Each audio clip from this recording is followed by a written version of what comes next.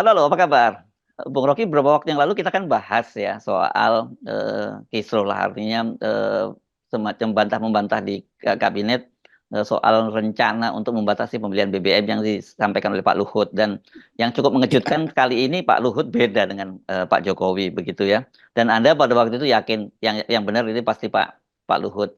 Saya kira iya, karena memang sekarang itu kan kita negara net importer, dan importer kita itu gede banget sekarang itu Bung Rocky, dan dengan harga dengan dolar yang semakin menguat ya, itu pasti babak belur keuangan negara. Saya kira cara berpikirnya Pak Luhut seperti itu. Tapi kan beda, Pak Luhut mungkin nggak berpikir secara terlampau politis. Nah, sekarang ini saya baca kabar ini, pernyataan dari Sekretaris Jenderal Kementerian ESDM, katanya sebenarnya udah beres tuh urusan soal kajian soal aturan pembatasan pembelian pertalite gitu disebutnya gitu, BBM bersubsidi juga, katanya tinggal tergantung Pak Jokowi. Kan gitu. Ya mungkin ada lembaga survei baru yang Hmm. membisikkan pada Pak Jokowi bahwa ini bahaya nih, Hmm. karena dalil pengguna kelas menengah itu Ya. harusnya berubah, karena nggak ada lagi sebenarnya yang disebut kelas menengah yang mampu untuk membeli konsumsi yang tidak disubsidi itu.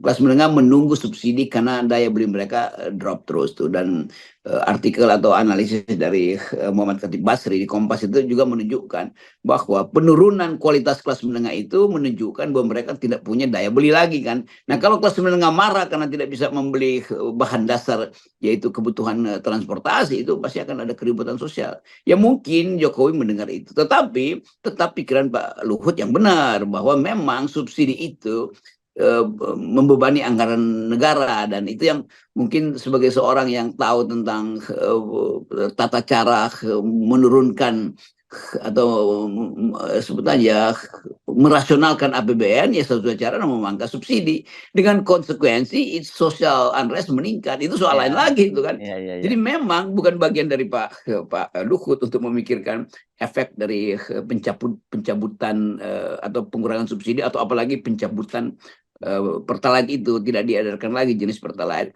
Tetapi tentu ada diskusi mungkin 2-3 hari ini melihat keadaan bahwa akan ada potensi ngamuk dari kelas menengah bersamaan dengan turunnya kemampuan atau daya beli dari kelas menengah, dan naiknya harga-harga. Itu saya kira jadi pertimbangan strategis kenapa akhirnya mungkin sekali juga Jokowi bilang udah jangan deh, bahaya tuh. Iya, Dan iya. itu betul sebetulnya. Dan kalau kita lihat dari segi kecemasan anggaran kan, bahkan Pak Prabowo tahu itu bahayanya tuh. Mhm. Dan kelihatannya Prabowo juga mengerti kalau dia dibatalkan itu artinya akses dia pada populisme hilang. Kalau dia dinaikkan itu berarti kemungkinan membiayai program-program sosial, makan siang segala macam oleh Prabowo itu hilang. Iya, iya. Dilemanya selalu di situ yang sering kita terangkan bahwa Iya, iya. kelas menengah bersiap-siap untuk menunggu atau menjadi penyebab bahaya politik.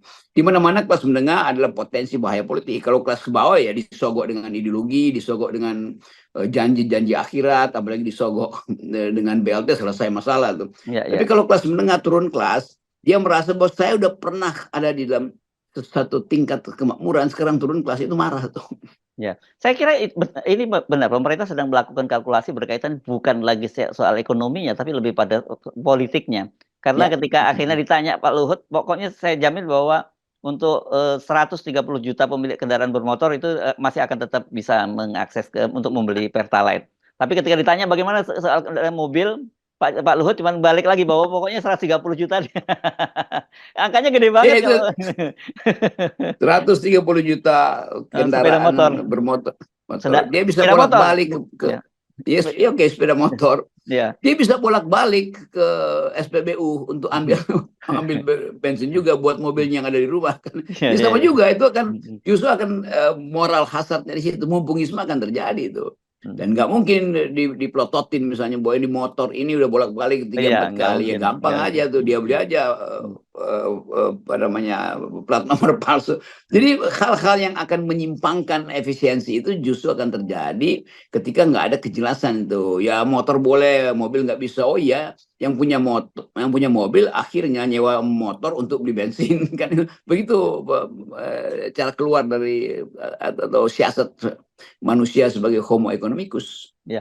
Dan kita sekarang sebenarnya kita jadi paham kan bahwa ini bukan hanya persoalan naik atau turunnya atau bukan persoalan soal anggaran yang harus dihemat begitu ya, tapi lebih pada soal politik gitu. Dan memang kan kita juga bahas ini dampaknya buat Pak Jokowi ngapain mesti ngambil risiko padahal tinggal 3 bulan lagi masa jabatannya dia lupa bahwa di situ kalau dilepas kepada anaknya juga nanti bebannya lebih berat lagi gitu. Ya, semua beban ini akan dipikul oleh Pak Prabowo, dan Pak Prabowo satu waktu terpaksa harus terangkan bahwa Hmm, keadaan kita, misalnya hmm. bayangkan Ya, ya. statement pertama Pak Prabowo di bulan Oktober, keadaan kita hari ini bukan akibat dari janji saya, tetapi Mhm. sesuatu yang harus kita pahami sebagai akibat dari kebijakan di masa lalu. Mungkin Pak Jokowi nggak akan disebut namanya, tapi orang akan berpikir bahwa, oh iya, itu artinya Jokowi potensial juga untuk dibawa ke pengadilan karena tidak melakukan, selama kepemimpinan tidak melakukan tugas, yaitu memelihara fakir miskin atau menghidupkan kesejahteraan publik, kan begitu. Ya. Walaupun memang secara teoritis ya yang udah bertanggung jawab ditolak ya udah. Tetapi soal-soal yang seperti ini kalau dia berakibat langsung pada gerakan rakyat kan nggak bisa dihalangi kan. Kalau Mhm. rakyat marah ya dia akan cari siapa penyebabnya itu. Mungkin Prabowo akan pidato bukan saya penyebabnya karena saya barusan dilantik. Lalu rakyat mengarahkan kemarahan itu pada Gibran misalnya, karena dianggap Mhm. Gibran lah yang Mhm. sebetulnya jadi sasaran dari awal dengan disimpan-simpan kemarahan rakyat sejak keputusan Mahkamah Konstitusi yang lalu kan. Jadi ini kompleksiti ini yang sering kali kita terangkan lewat forum FNN bahwa ada bara sosial sebetulnya Nah, di ya. bawah kursi-kursi kekuasaan ini. Ya, dan tadi kan Anda menyinggung soal ini ya, riset yang dilakukan oleh Khatib Basri, mantan Menteri Keuangan ya, tentang kelas menengah itu ya. Itu memang datanya Ya, juga mengerikan dan saya juga terheran-heran karena yang disebut kriterianya kelas menengah di Indonesia itu yang pengeluarannya per bulan dari 1,9 juta sampai 9,9 juta gitu. Nah, kalau 1,9 juta pengeluaran per bulan masa udah masuk kelas menengah kan? Dan kalau toh katakanlah itu kelas menengah, mereka ini yang disebut near poor gitu ya, gampang sekali turun menjadi miskin kan gitu. ya, begitu dia turun, ada yang mau naik tuh, yang Hmm. yang secara terbalik bisa kita sebut apa namanya, aspiring middle class, yang punya keinginan menjadi middle class gitu. Nggak ketemunya di 1,9, sama-sama mulai. Hmm. Jadi mereka yang mau naik ke kelas atas merasa apa problemnya, kenapa kami nggak bisa naik-naik ya. Mereka yang yang mau naik ke kelas menengah marah karena terhambat oleh kebijakan sehingga kekayaan atau kemakmuran mereka terhalang, cuman berhenti di 1,9, sementara yang pernah di 9 misalnya turun jadi 1,9. Jadi bertemulah mereka di dalam garis politik akhirnya tuh. Nah, itu yang kita sering sebut disulut oleh keadaan ekonomi, maka perubahan politik bisa terjadi kapan saja tuh. Karena ada kelas yang bercita-cita untuk naik ke kelas menengah, kelas bawah, tetapi terhalang, dia makan tabungan justru. Demikian juga kelas menengah yang menganggap udah stabil, udah cukup makmur, untuk naik ke kelas atas justru turun ke kelas bawah. Jadi saya kira itu yang dikhawatirkan oleh Khatib Basri, sehingga dia harus menulis dengan semacam peringatan pada pemerintahan berikut. Ya, ya, ya. Dan itu bahaya sekali kalau kita baca data-datanya ya, Bung Rocky begitu detail. Buat siapapun, saya kira yang memahami ini, yang mau coba mau baca dan memahami implikasi politiknya, ini benar-benar serius ya, Bang, apa kondisi bangsa ini. Betul, dan keseriusan itu yang tidak dipahami oleh Pak Jokowi itu. Ya, ya, Jadi ya, ya. tentu Prabowo mengerti keadaan ini. Prabowo pasti baca data yang dibuat oleh Dr. Muhammad Khatib Basri itu. Jadi papernya Khatib Basri ini itu memberi sinyal bahwa ada beban.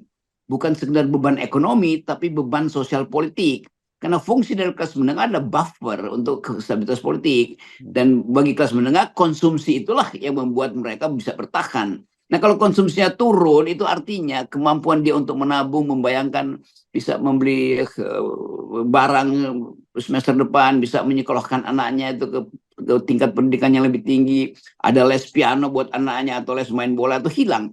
Lalu anak-anaknya mulai merasa kok janji-janji bapak ibu tuh nggak bisa kita penuh, kok nggak ada. Katanya mau liburan, kok nggak ada.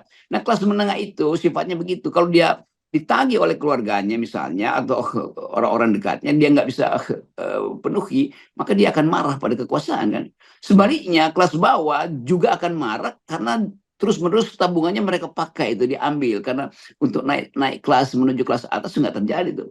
Jadi penting sekali untuk memperhatikan analisis dari Dr. Khatib Basri ini untuk mulai menduga potensial social unrest yang Ya.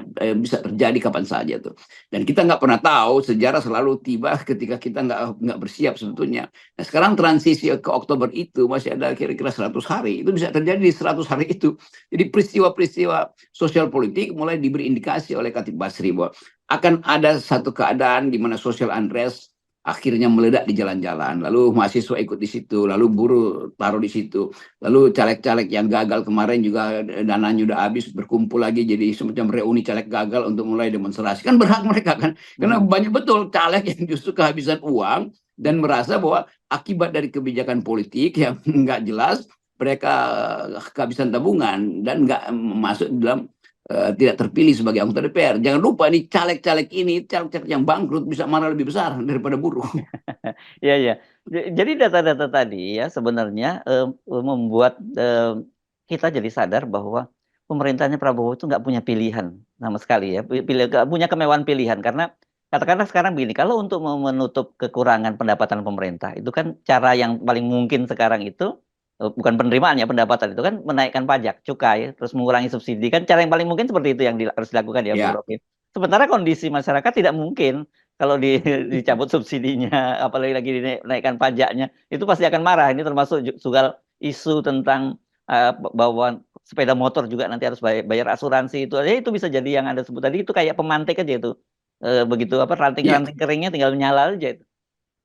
Dan kelihatannya akan ada, kan pasti akan berasap lalu ada api itu, kan nggak ada lagi jalan keluar kan. Jokowi tidak punya jalan keluar, Prabowo terlalu lama untuk memutuskan jalan keluarnya tuh. Udah 6 bulan, ini masih ada Agustus, September, Oktober, 3 bulan.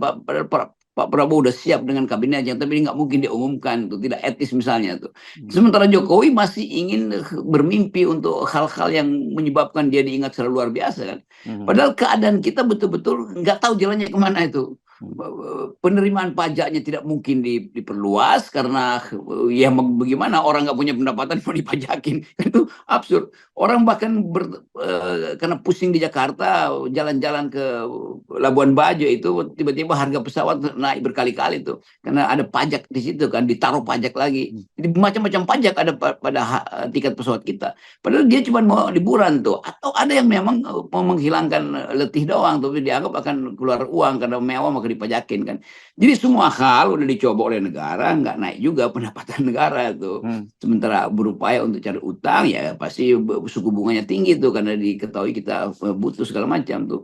Ya. Dan termin-termin pembayarannya syaratnya dimakin ketat. Jadi saya kira itu Pak Prabowo itu pusing luar biasa tuh menghadapi keadaan.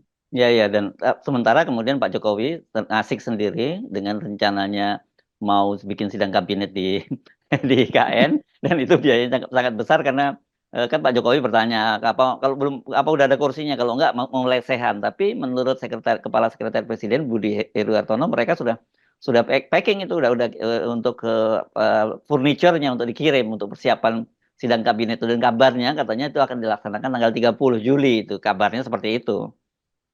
Jadi bayangin misalnya itu karpet presiden Hmm. yang nggak ada penting-pentingnya di era sekarang itu mesti disiapkan kursi untuk tamu-tamu atau menteri-menteri baru harus dipersiapkan itu. Sementara Prabowo bingung untuk menurunkan Hmm. harga makan siang gratisnya kan. Mhm, Jadi iya. kelihatannya nggak ada sense of crisis pada Pak Jokowi itu.